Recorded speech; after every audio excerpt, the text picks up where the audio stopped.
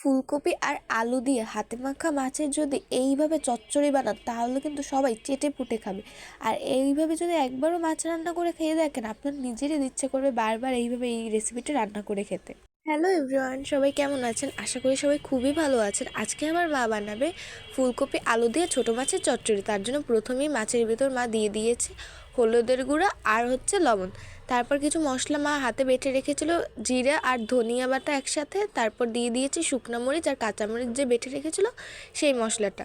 তারপর দিয়ে দেবে মা পেঁয়াজ কুচি করে রেখেছিল, সেই পেঁয়াজ কুচিগুলো দিয়ে দেবে। এখানে সব কিছু দেওয়াই হয়ে গেছে, এখন একটু ভালো করে মেখে নেবে। এই মাছটা মা কিন্তু বেশ কিছুটা সময় নিয়ে ভালো করে মেখে নেবে। তারপর দিয়ে দেবে এটার ভিতরে সাদা তেল। আপনারা চাইলে এটার ভিতরে কিন্তু সরিষার তেলও দিতে পারে, কিন্তু পরিমাণে খুবই কম তেল দিতে হবে। এখানে এই মাছগুলো কিন্তু একদম নদীর মাছ, এগুলো কিন্তু কোনো পুকুরের মাছ না, নদীর একদম তাজা মাছই কিন্তু এগুলো আনা হয়েছিল। মা কিন্তু পাশে আলু আর ফুলকপি এইভাবে ছোট করে কেটে রেখেছিল। এখন একটা কড়াইয়ের ভিতর মা তেল গরম করতে বসিয়ে দেবে। তেলটা একটু গরম হয়ে গেলে আলুগুলো যে কেটে রেখেছিল সেই আলুগুলো মা ভাজতে দিয়ে দেবে। সাথে দিয়ে দেবে যে ফুলকপিটাও কেটে রেখেছিল সেই ফুলকপিটাও দিয়ে দেবে। এখন সব কিছু একসাথে ভালো করে কিন্তু সময় নিয়ে মা ভালো করে ভেজে নেবে। এই মাছের চচ্চড়ি খেতে কিন্তু খুবই মজাদার হয়ে থাকে। আমাদের বাড়িতে মাঝে মধ্যেই কিন্তু এইভাবে চচ্চড়ি রান্না করা হয় হাতে মেখে, কিন্তু শুধু শীতকালে কিন্তু মা এইভাবে ফুলকপি দিয়ে রান্না করে থাকে। এটা খেতে কিন্তু খুবই ভালো লাগে। মা কিন্তু আলু আর ফুলকপি ভাজার ভিতরে হলুদের গুঁড়া আর পরিমাণ অনুযায়ী কিন্তু লবণটা দিয়ে নিয়েছিল।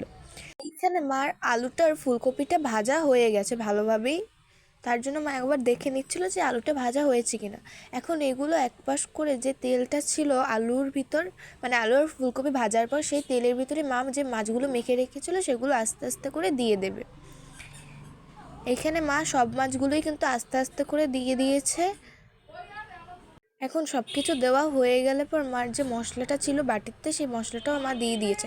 তারপর যে আলুগুলো পাশ করে রেখেছিল সেই আলুগুলো মাছের উপরে দিয়ে দিয়েছে, দিয়ে একটু নাড়াচাড়া করে দিয়েছিল। দেওয়ার পর তার ভিতর সামান্য পরিমাণের মা জল দিয়ে দেবে।